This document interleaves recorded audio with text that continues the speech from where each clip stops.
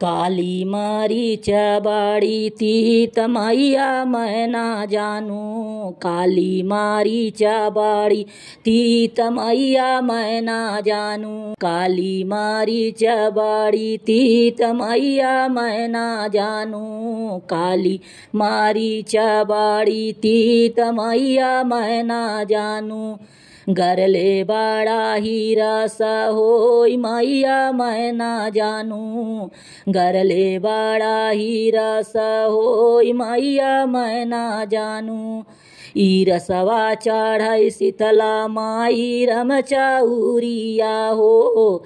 ई रसवा चढ़ई शीतला माई रम चौरिया हो। पी के भाई न मातावाल मैया मैं ना जानूं। पी के भाई न मातावाल मैया मैं ना जानूं। काली मिरीच बड़ी तीत मैया मैं ना जानूं। काली मरीच बड़ी तीत मैया मैं ना जानूं।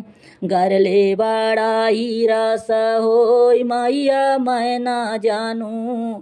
गरले बड़ा ही रस होई मैया मैं ना जानूं। ई रसवा चढ़ई दुर्गा माई रम चौरिया हो। ई रसवा चढ़ई दुर्गा माई रम चौरिया हो। पी के भाई न मातावाल मैया मैं ना जानूं।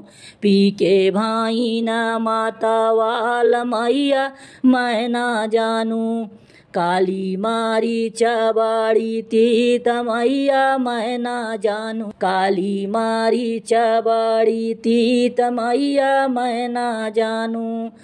गरले बड़ा ही रस होई मैया मैं ना जानूं।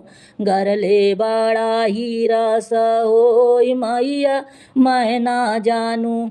ई रसवा चढ़ई सातौ बहिनी रम चौरिया हो।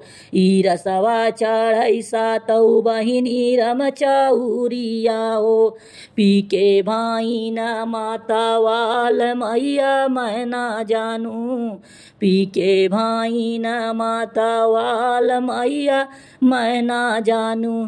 काली मरीच बड़ी तीत मैया मैं ना जानूं। काली मरीच बड़ी तीत मैया मैं ना जानूं।